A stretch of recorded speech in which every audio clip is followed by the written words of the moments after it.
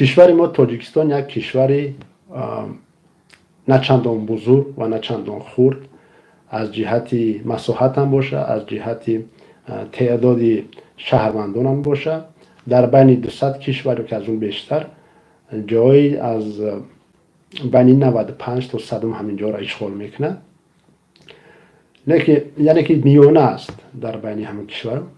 نه که متاسفانه مشکلاتی که داره در داخلش حداقل میانه نیستن، در همون وسط نیست.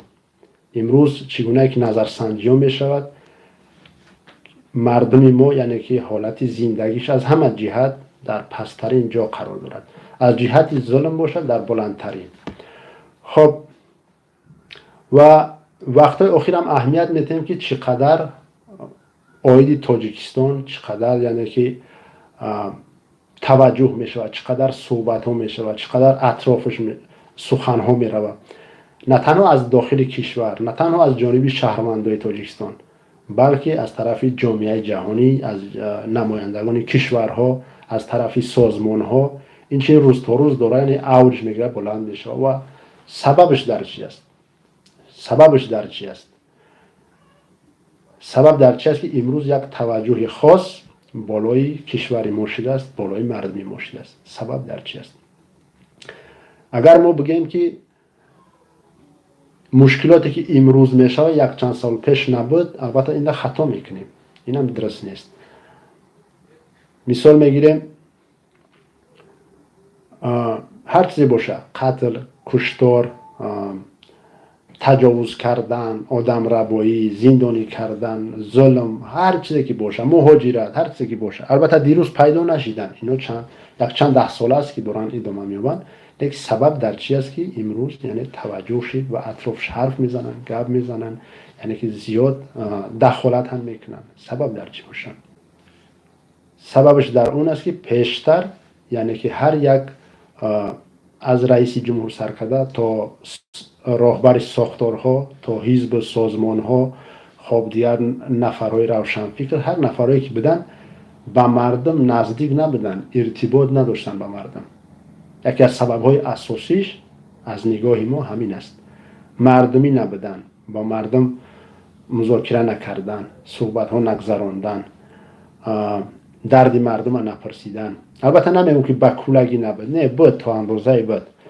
و خصوصا در اطراف معرکه های خواب دیگر بگیم معرکه های پیش از انتخاباتی پرزیدنتی باشن یا که پارلمانی باشن، در اونجا بیشتر دیده میشید. از هر قشر جامعه که با مردم نزدیکتر میشدن، صحبت ها میشیدن و نفرهای هم بدن که البته که میخواستن با مردم در تماس باشن، صحبت کنن، لیکن امکانیت نداشتن.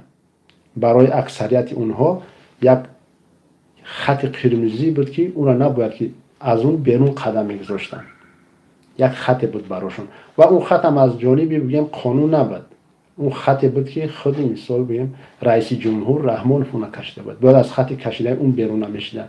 یعنی اجازه نبود که استفاده تلویزیون، رادیو یا نزدیک شدن در یک میدان، در هر جایی که با مردم صحبت کنن، این اجازت این نبود. و اون خطی هم که چگونه بگیم، اگر ما سرقانون رو نگاه کنیم، در سرقانون هم اینا اجازت بود. فقط این خط از جانب رئیس جمهوری تاجیکستان کشیده شده بود و اون نفران نمیتونستن که از این خط قدم خودشون بیرون بگذارن. و امروز دخالت ها است. سببش در چی است؟ ما مثال میگیریم. در سالهای مثال بگیم که وقتی که در منطقه کلاب عملیات گذراندن بالای خانه مردم، خب چندین نفر رو بگیم که ضررهای جسمانی و روحی هم دیدن.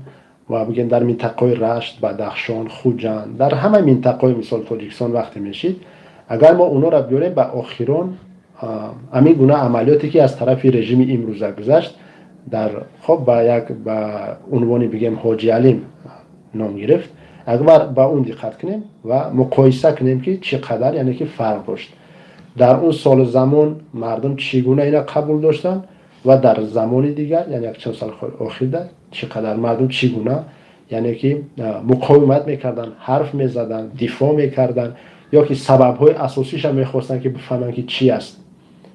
چون پیشتر هر چیزی که میشید رژیم به مردم هیچ چیزی یعنی خبر نداد، پشت درهای بسته میگذاشت. هر چیزی که میشید پشت درهای بسته، چون هیچ کسی هم نبود که اون درها را بکوبه، هیچ کسی هم نبود که بگه که خب چی میگذره پشت این درهای بسته، هیچ کس. یا چگونه که گفتیم بودن، یا تو به اندازه با اون اندازه‌ای که کافی باشد تا اون اندازه، یعنی که دخالت نمی‌کردن. اما خط یعنی که نمی‌خواستن که بریم. اگر هر کسی هم که از اون خط قدم شد بیرون روش، البته که میدونیم که دیگر عاقبتش چی شد، یا زندانی شد، خب یا کشته شد، یا که هجرت کرد، یک چیزی آمد بالای اون کس. و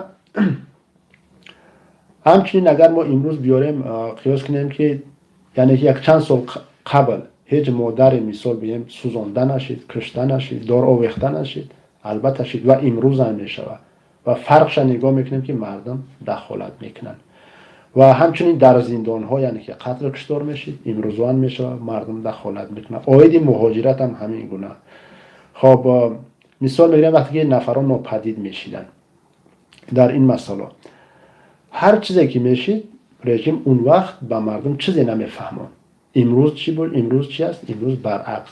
یا مثال دیگر ال میاریم که یک چند روز پیش خب خبری که امروز سر صدای همه جا را گرفته است و تا امروز هم یک معما باقی مانده است، قضیه شراف‌الدین گدایف. مثال خوب نگاه میکنید که امروز رژیم چی داره میکنه. آیا پیش وقت کسی را بوده نشیده بود؟ البته بود. چندین نفرها را گرفتن، از هر جایی که میخواستن و هر راهی که میخواستن به طرف تاجیکستان میبردن. نه که رژیم چی؟ رژیم پروا نداشت که چی فکر میکنه. هر سه که میشید باز پشتی همون درهای بسته بود. پروا نداشت مردم چی فکر کنه و اکثریت مردم هم فکر این چیزا هم نداشت. نزدیک نمیشیدن به کارهای حکومت، نزدیک نمیشیدن، چون میفتن که اینها داناترن، اینها خوب میدونن. یک نفرهایی بودن که نپریکاسای میبگیم، خب یعنی با اونو نباید نزدیک بشید، اونها را فقط گاه وقت باید از طریق تلویزیون ببینید. این کفایه است. مثال یک چند سال پیش برادر مقصود ابراهیم مثال بگیم که در خود مسکو میدونه که اول کار زده شد، در بدنش 6 کار زدن، بدن اون را پاره کردن، اونم خودشم از داخلی مقصد بیمارخانه‌ای که بود نوار گرفت و مردم نشون داد و فهموند که سببش چی است. خب برادرانش هم صفانش هم بودن که صدا بلند کردن، از این باره حرف میزدن، لیکن مردم به این چیز اون سالها قدر نزدیک نمیشید. قدم های اولی مردم بود بگیم خطا نمیکنیم، نه که تو اندازه امروزه نه. بعد از اون هم دزدیده شد، برده شد به طرف تاجیکستان. خب یک مدت بازم بعضا سر صدا و دیگر چیز، نه که کفایه نبود. رژیم هم چیزی حرف نمیزد. یک وقت گفت که نه خبر نداریم، یک وقت دیگر گفت که خب بله همینجاست، و بالاخره 17 سال زندانش کردن.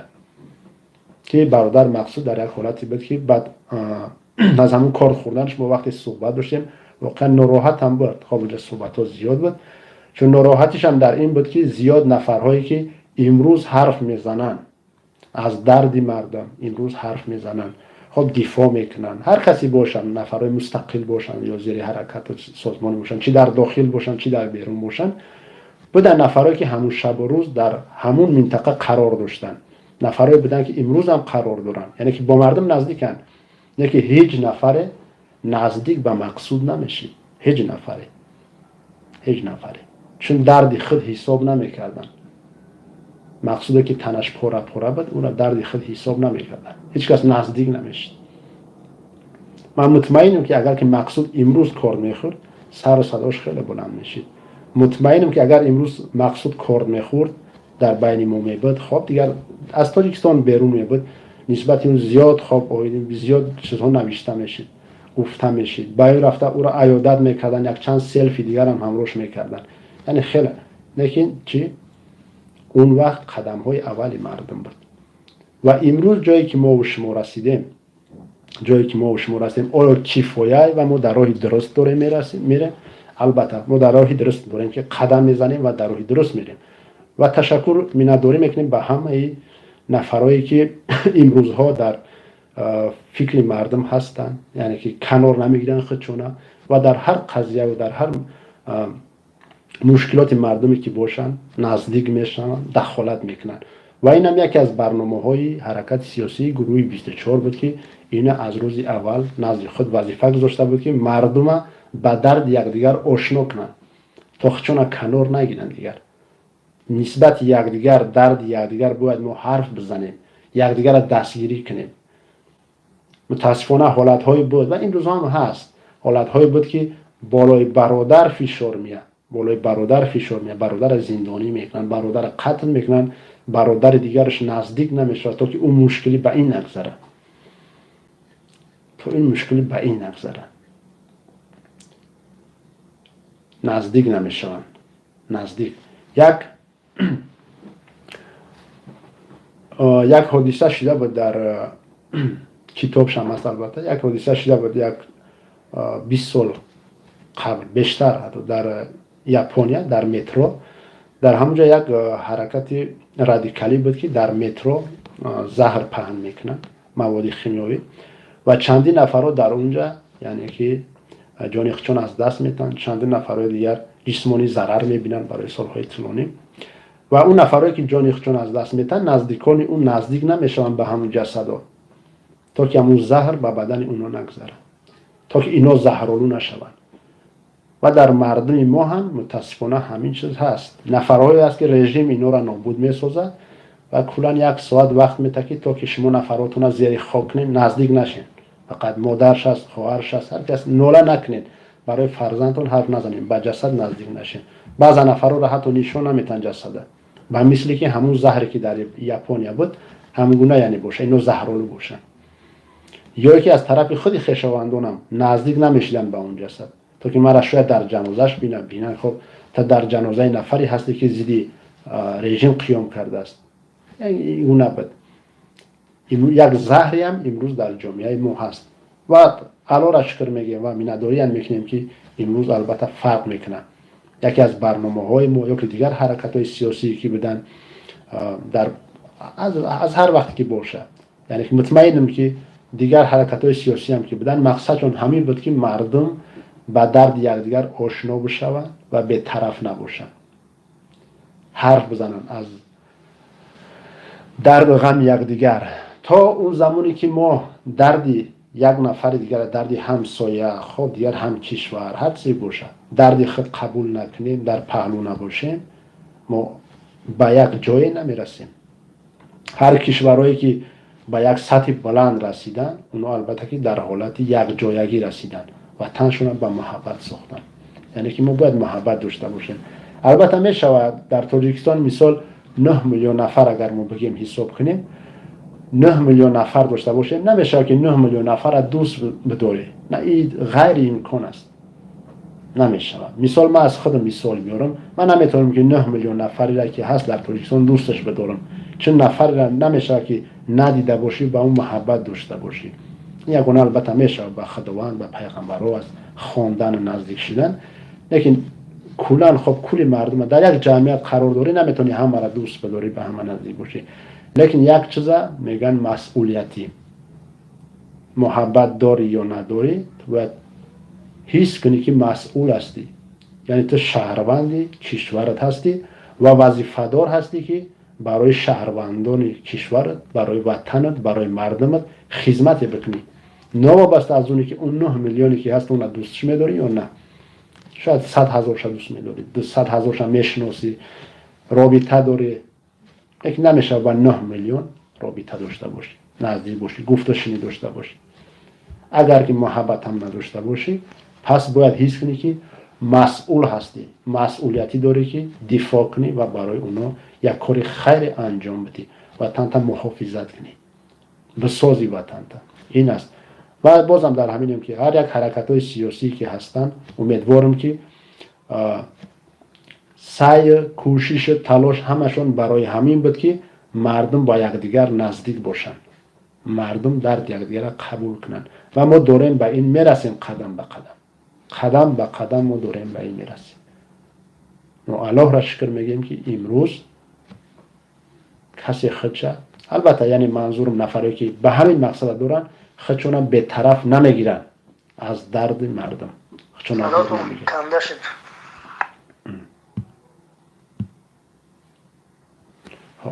و امیدوارم که ما قدم به قدم بازم نزدیکتر میشیم.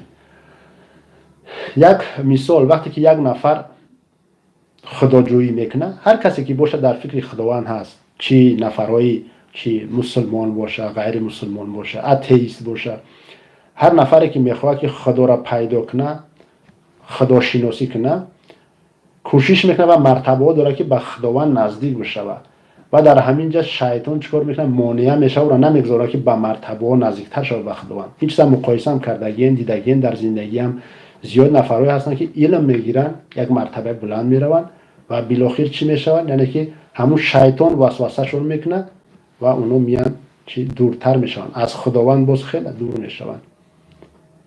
امروز ما و شما مردم تاجیکستان نفرایی که مبارزه میبریم، ما و شما در کوشش تلاش خودسازیم، میخوایم که به اون سطحی که نگاه داریم آزادی به اونجا برسیم و مردم رو ببریم. یعنی ما قدم به قدم مرحله به مرحله به اون مرتبه داریم میرسیم. در اینجا در حال شیطان باشد، رژیم امروزه بازی های خودش در بین گذاشته است، نمیخواه که ما و شما به اون مرتبه برسیم. اینا نمیخواه رژیم امروزه. اگر پیش وقت هر کاری داشت پشت درهای بسته میگذرون، هر کاری که داشت نظر مردم خواب دیگر اهمیت نمیداد، هر چیزی که پروا نداشت، امروز نه. امروز رول بازی میکنه. امروز شما هر کاری میکنین نسبت هر چیزی که حرف میزنین، امروز رژیم برای حرف میزنه در مقابل جواب میده. بعضا نفرها را مجبور میشه که زندان روان کنه، از داخل خود نفرایی را که استفاده برده است مجبور میشه که یک دو نفر قربان کنه، مجبور میشه که یک دو نفر از وظیفه آزاد کنه. چون چی؟ امروز همون رول شیطان داره بازی میکنه، نمیخواد که شما به اون مرتبه برسین، به اون جایی که آزادی که هست نمیخواد به اونجا برسین. چون شما آزادی را درک کردین، به اونجا رسیدین، دیگر شما غلام طبیعت نیستین. دیگر شما نمیگذارین، شما درک میکنین که ما در اصل سنگین قرار نداریم و ما نمیگذاریم. ما امروز نیاز به یک عائله، خب به یک چی نداریم که ما را راهنمایی کنه. ما در اصل سنگی قرار نداریم. در اصل سنگی مثال هر یک قومی بود به خود پیشوا انتخاب میکرد، یک نفری که پهلوان باشه اساسا. بعدا اومدن آدمایی که علم داشتن اساسا. بعد یک مدتی بود که نفرایی که سرفرزند بودن. ما در اون اصل قرار نداریم. امروز هر یک شخص تو اندازه را خوانده میتونه، نویسنده میتونه، خب دیگر ملاحظه کرده میتونه. جهان امروز مرزها دیگر کشوده است، جهان بینی است. یعنی که دیگر امروز نیاز به یک نفری نیست که ما را با قمچین خودش کنترل کنه، نظارت کنه. ما در وقت قرار نداریم. ما و شما میخوایم قدم به قدم به اونجا برسیم و رژیم امروزه در رول همون شیطان است، ما را نمیخواد که به اونجا برسیم. نمیخواد و خیلی ترس هراس داره. هر چیزی که هست امروز ببینید، هر قضیه‌ای که میشود شما وقتی که صدا بلند میکنید حتما یک چوره میبینه، حتما یک نفرایی را جزا میده. حرفای شما را اطرافش بحث و مناظره میکنن، جواب میتن دیگر امروزها. و امروز هم دارد جامعه علا را شکر که حرفایی که ما میزدیم اون را قبول دارن. روزهای میشید که ما حرف میزدیم میگفتن که شما زیاد سخت حرف میزنید. سیاست این نیست، در سیاست باید مثل شما حرف نزنی، در سیاست شما دیکتاتور میگین، شما رژیم میگین، خونخوار میگین، دزد میگین، نباید این خیلی حرف بزنه از سیاست مدار. لیکن بالاخره آمدن به اون جایی که ما میخواستیم به اونجا رسیدن و این حرفا را امروز تکرار میکنن. فهمیدن که همین گونه هست، باید همین راه را بگیری. یعنی که باید با این رژیم وقتی روپرو میستی نباید پشتی سرت نشون بدی، باید چهرهت نشون بدی، در روپروش بیستی و حرف بزنی. وقتی ما از انقلاب حرف میزدیم میگفتن که شما آشکار از انقلاب حرف میزنین و مردم خودش دور میگیره، مردم میترسن از انقلاب. نه، با مردم باید از انقلاب حرف زد.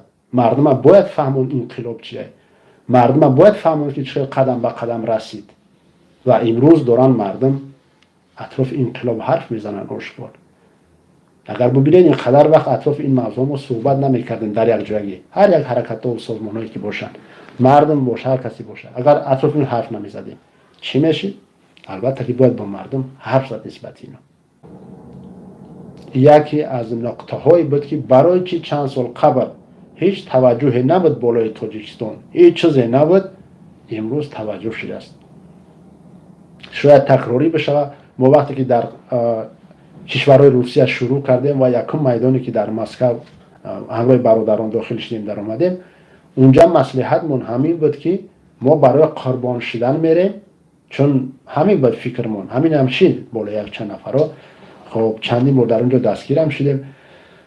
یعنی مقصد اساسی همین بود که ما قربان بشیم تا توجه بالای کشور ما بشه، چون یک تاجیکستان یک کشور فراموش شده بود، کسی نظر نمیکرد طرفش.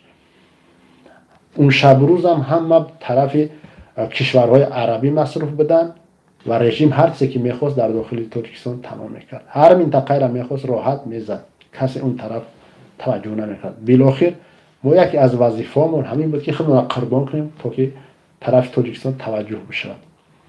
و امروز خب علاوه بر شکر که هست، توجه بیشتر است، لیکن در اون سطحی نیست که ما قانع بگردیم. در اون سطح نیست. باید بازم کوشش کنیم، بازم در یک جایگی حرکت بکنیم. سبب امروز توجه همین است که راهبران مردمی نبودن، از خط کشیده رحمانوف قدمشون بیرون نمیگذاشتن. همین بود سبب اساسی با مردم صحبت ها نمیگذراندن، نه از طریق رادیو بود، نه از طریق تلویزیون بود. اگر که بود چگونه گفتیم پیش از برنامه یکم انتخاباتی خب دیگر بعضا چیزا میگذراندن. مردم هم از پهلو نگاه میکرد، میگفت اینا ما را به خاطر انتخابات استفاده میبرن، یک منفیت میگیرن، بیا ما هم چشممون رو میپوشیم، گویا اینا نمیفهمیم. طرفین خب به گفت خودشون باز میدن. امروز هست دیگر، امروز خب تو اندازه با مردم ارتباط هست و این چیزی درست است و این را باید ما و شما دوام بدیم.